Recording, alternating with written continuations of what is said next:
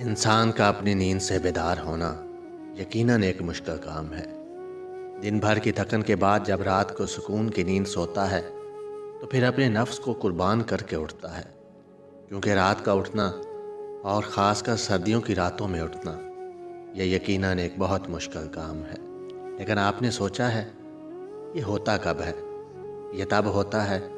جب آپ کو کوئی بہت بڑی طلب ہو، آپ کو اللہ سے پیار ہو،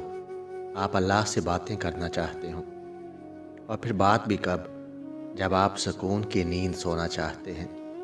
اور یہ بہت بڑی سعادت کی بات ہے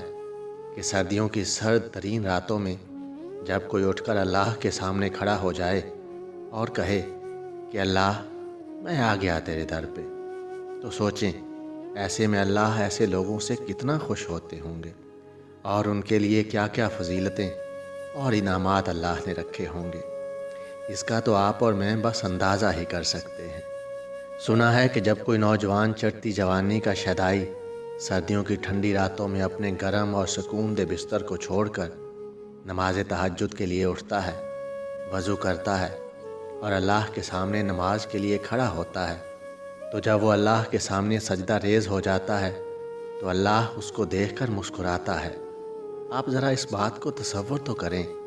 کہ وہ بندہ کیسی عظمت اور شان والا ہے جس کو دیکھ کر میرا اللہ مسکراتا ہے، اور پھر اللہ پاک فرشتوں کو گواہ بنا کے کہتا ہے کہ اے ملائکہ تم گواہ ہو جاؤ کہ میرے اس بندے نے مجھ سے جو مانگا میں نے اس کو عطا کر دیا۔ اب یہاں اگر ہم دیکھیں تو ہمیں ایک بات یہ بھی سمجھ میں آتی ہے کہ تہجد یہاں ایک مشکل اور محنت طلب نماز ہے، وہیں یہ بات بھی سمجھ آتی ہے کہ یہ کوئی آسان مرحلہ نہیں ہے کہ ہر کوئی شخص تہجد تک آ جائے۔ ہر کسی کو یہ سجدہ نصیب بھی نہیں ہوتا، بس جسے اللہ چن لے۔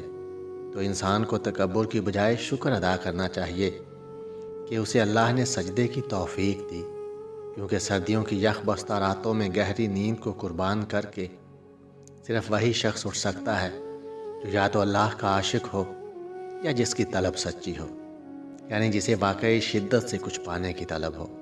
تو وہ تہجد کو ضرور اپنائے گا۔ بزرگان دین کہتے ہیں کہ اگر کسی کو واقعی کسی چیز کی کوئی طلب ہے، اس کی نیت اس چیز کے لیے سچی ہے اور وہ چاہتا ہے کہ وہ واقعی اس کو ملے، تو پھر ایسے شخص کو چاہیے کہ وہ تہجد کو لازمی پڑھے، کیونکہ تہجد کا یہ وقت بہت قیمتی ہوتا ہے، اور روحانیت کی بلندیوں پر پہنچنے والے بہت سے لوگوں نے اس وقت کو اپنا کر بہت کچھ حاصل کیا ہے۔ جب انسان کی طلب اور نیت سچی ہو تو بندہ کوئی پرواہ نہیں کرتا کہ گرمی ہے یا سردی، اسے تو بس اپنے اللہ کو منانا ہے۔ اور تجربات اور مشاہدات سے یہ بات ثابت ہے کہ وقت تہجد جس نے جو مانگا اللہ نے اسے اس سے بڑھ کر عطا کیا، اور جس طرح اللہ تعالیٰ نے دن کی روشنیوں کے ڈھلنے کا وقت مقرر کر رکھا ہے، ویسے ہی اس نے رات کے اندھیروں کا ختم ہو جانا بھی لکھ رکھا ہے۔ اور سردی کی یخ بستہ اندھیری راتوں میں تہجد کے طویل سجدوں کے ساتھ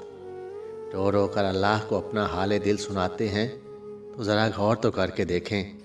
کہ تہجد کے سجدے سے فجر کے اندھیرے تک میں جب ہم سب غم اللہ کے حوالے کر دیتے ہیں تو فجر کی روشنی سے اللہ ہمیں یہ بات سمجھا رہا ہے کہ میرے بندے، میں ایسے ہی تمہاری زندگی کے اندھیروں کو دن کے اجالوں میں بدل دوں گا، جیسے میں رات کو دن میں بدل دیتا ہوں۔ تو اللہ کو تہجد کے سجدوں میں مناتے رہیں اور اپنی زندگی کے اندھیروں کو دن کے اجالوں کی طرح روشنی میں بدل لیں۔ اللہ تعالیٰ آپ کے لیے آسانیاں پیدا فرمائے